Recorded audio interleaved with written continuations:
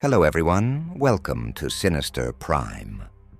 Since many of you listen to these stories to relax and drift off into dreams, I thought it would be wonderful to hear where you're tuning in from around the world. Let's begin the story. It was supposed to be an ordinary weekend. My parents were attending a wedding out of town, and I had the house to myself.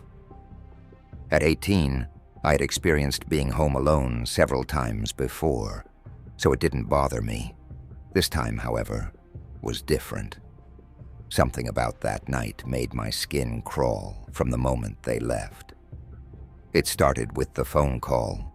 Around 8 p.m., as I was settling down with a bowl of popcorn and a movie, the landline rang. We rarely used it, so I was surprised. I answered, expecting a telemarketer or maybe one of my parents checking in. Instead, there was silence. I said hello a few times, but no one responded. Just as I was about to hang up, I heard it, a faint whisper, almost inaudible, saying, "I can see you." Chills ran down my spine. I hung up quickly, trying to shake off the unease. It was probably a prank, I told myself. Someone with nothing better to do. I tried to focus on the movie, but I couldn't. Every sound in the house seemed amplified, every creak and groan making my heart race. Around 9 p.m., I heard it again, a faint, rhythmic tapping, like fingernails on glass. I paused the movie and listened. The tapping was coming from the kitchen window. My pulse quickened as I tiptoed to the kitchen, each step echoing in the quiet house. The tapping stopped just as I reached the window. I peeked out cautiously, but saw nothing except the empty backyard illuminated by the dim glow of the porch light. I locked the window and checked the back door, making sure it was secure.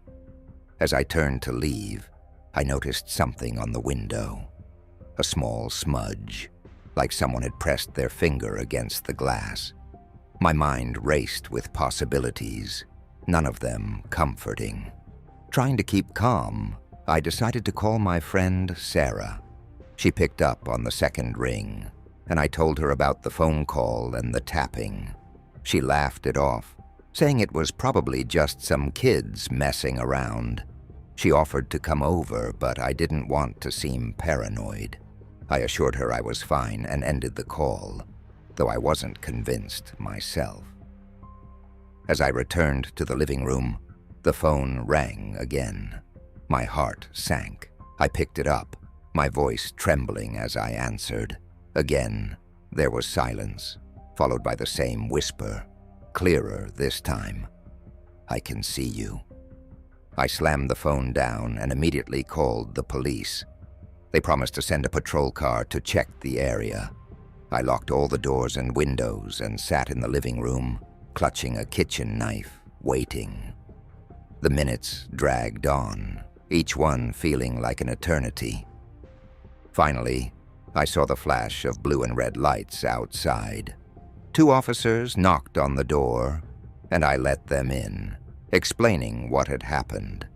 They searched the house and the yard, but found no signs of an intruder. They assured me it was probably just a prank call and that they'd patrol the area throughout the night. Their reassurances did little to calm my nerves. After they left, I tried to relax, but every shadow seemed to move, every noise made me jump. Around midnight, I decided to go to bed, hoping sleep would come quickly. I locked my bedroom door and left the light on just in case.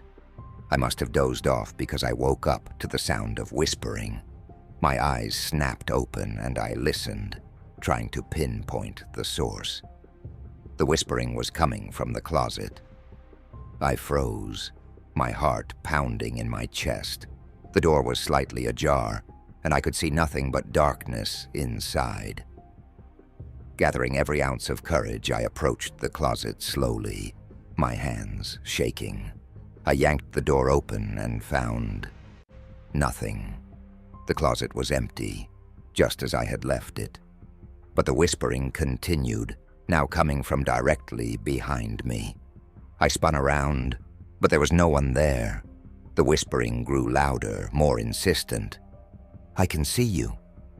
It was everywhere and nowhere, surrounding me. I backed into a corner, clutching the knife, my eyes darting around the room. Suddenly, the light flickered and went out, plunging the room into darkness. The whispering stopped, replaced by an oppressive silence. I fumbled for my phone, using the screen's light to see. As I dialed 911, the screen went black. My phone had died. Panic set in. I tried to stay calm, telling myself it was just my imagination. But then I heard it, the slow, deliberate creak of my bedroom door opening. I held my breath, gripping the knife so tightly, my knuckles turned white. In the faint light from the hallway, I saw a shadow move. It was tall, with elongated limbs and a distorted face like something out of a nightmare. It stood in the doorway, its head tilting as if studying me. The whispering started again, louder and more menacing. "I can see you!" I screamed, bolting for the window. I managed to wrench it open and scramble out onto the roof, the cold air hitting me like a slap.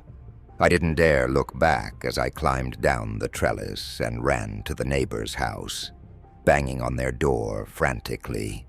They let me in, their concerned faces blurring through my tears. I told them everything, and they called the police.